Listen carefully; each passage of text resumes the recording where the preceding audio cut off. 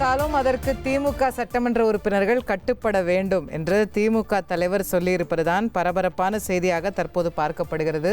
ஒரு சிறப்பான எதிர்க்கட்சியாக செயல்பட வேண்டும் என்பதே என்னுடைய விருப்பம். ஆனால் கட்சியின் நலன் கருதி சில முடிவுகளை எடுக்க வேண்டியிருக்கிறது. மூத்த நிர்வாகிகளோடு ஆலோசித்து சில முடிவுகளை நான் எடுக்க நேரிடலாம். அப்படி என்ன முடிவெடுத்தாலும் அதற்கு சட்டமன்ற உறுப்பினர்கள் கட்டுப்பட வேண்டும் என்று திமுக தலைவர் ஸ்டாலின் கூறியிருப்பது எதை கூறுகிறார் என்கிற கேள்வியை எழுப்பியிருக்கிறது. நம்முடைய செய்தியாளர் ரமேஷ் கூடுதல் விவரங்களோடு இணைகின்றார். ரமேஷ், அதிமுக ஆதரவு நிலைப்பாட்டை தான் கோடிட்டு காட்டுறாரா திமுக தலைவர்?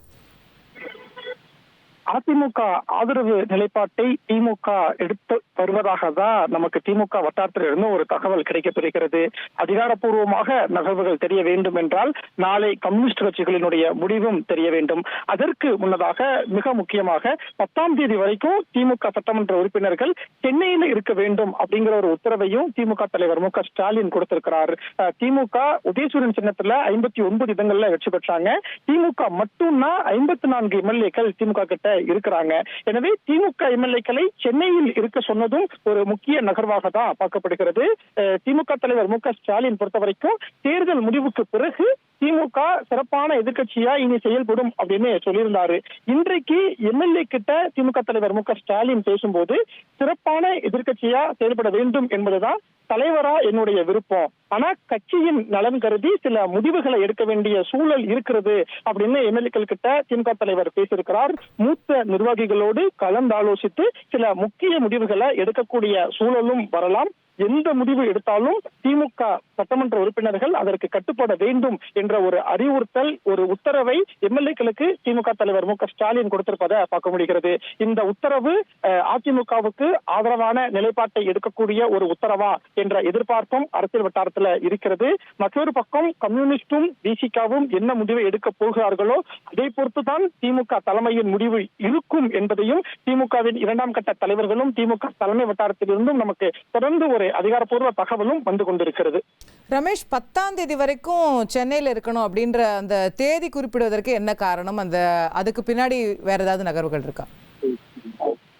2 விஷயங்கள் அதுல முக்கியமா இருக்கு. ஒன்று, நாளைதான் விசிகா மன்னிக்கணும், கம்யூனிஸ்ட் கட்சிகள் நாளைதான் முடிவை சொல்ல போறாங்க.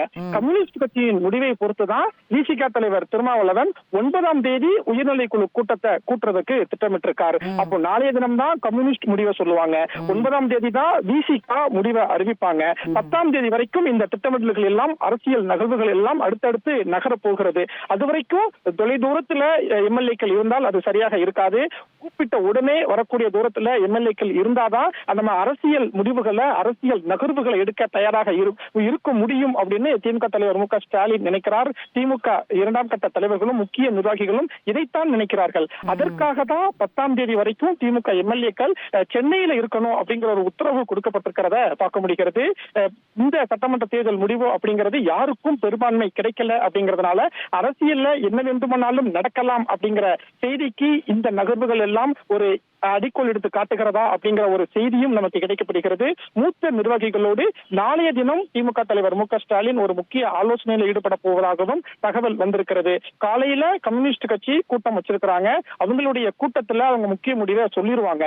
அதற்கு பிறகு திமுகவின் முக்கிய நிர்வாகிகளோடு திமுக தலைவர் மு க ஸ்டாலின் ஆலோசனை நடத்த போகிறார். எனவே நாளைய தினமும் நாளைய மறுநாளும் தான் அரசியல் நகர்வுல மிக முக்கியமான நாளாக பார்க்கப்படுகிறது. Okay, very very interesting development. நன்றி ரமேஷ், விரிவான உங்கள் தகவல்களுக்கு. முக்கிய முடிவுகளை நான் எடுக்கப் போகிறேன், எந்த முடிவாக இருந்தாலும் திமுக உறுப்பினர்கள் ஏற்றுக்கொள்ள வேண்டும் என்று திமுக தலைவர் கூறியிருப்பது தான் ஒரு பெரும் முக்கிய செய்தியாக இந்த நேரத்தில் பார்க்கப்படுகிறது. சற்று முன்னர் திமுகவினுடைய எம்எல்ஏக்கள் கூட்டமும் நடைபெற்றது. அதுலேயும் அனைத்து அரசியல் ரீதியான முடிவுகள் எடுப்பதற்கான முழு அதிகாரத்தை திமுக தலைவருக்கு வழங்குறோம் அப்படின்னு அங்கே எல்லா எம்எல்ஏக்களும் சேர்ந்து தீர்மானத்தை நிறைவேற்றினாங்க அப்படிங்கிறத பார்த்தோம். 10ஆம் தேதி வரை எல்லா திமுக எம்எல்ஏக்களும் சென்னையிலேயே தங்க வேண்டும் அப்படின்னு திமுக தலைமை உத்தரவிட்டிருப்பதை பார்க்க முடிகின்றது. நாளை கம்யூனிஸ்டுகளுடைய கூட்டம், அதுக்கு மறுநாள் விடுதலை சிறுத்தைகளுடைய கூட்டம், அதுக்கு மறுநாள் தான் அந்த 10ஆம் தேதி. அந்த 10ஆம் தேதிக்குள்ள திமுக என்ன முடிவை எடுக்க போகிறது? தமிழக அரசியலில் இதுவரை காணாத முடிவா, அல்லது நாமெல்லாம் எதிர்பார்க்குற பூகம்பெல்லாம் ஒன்றும் இல்லைங்க, சாதாரண விஷயம்தான் அப்படின்னு முடிய போதா? அப்படிங்கறதெல்லாம் நம்ம பொறுத்திருந்ததா பார்க்கணும். 1,28,00,000 மனங்களை வென்ற தந்தி டிவி யூடியூப் சேனல், தவிர்க்க முடியாத தம்ப்நெயில், கலக்கலான கான்டென்ட்ஸ். நீங்களும் இந்த குடும்பத்தில் இணைய இப்பவே சப்ஸ்கிரைப் பண்ணுங்க. அசுரபலம் கொண்ட எங்கள் டிஜிட்டல் கரங்களில் உங்கள் விளம்பரங்களை சேர்க்க வாட்ஸ்அப் பண்ணுங்க.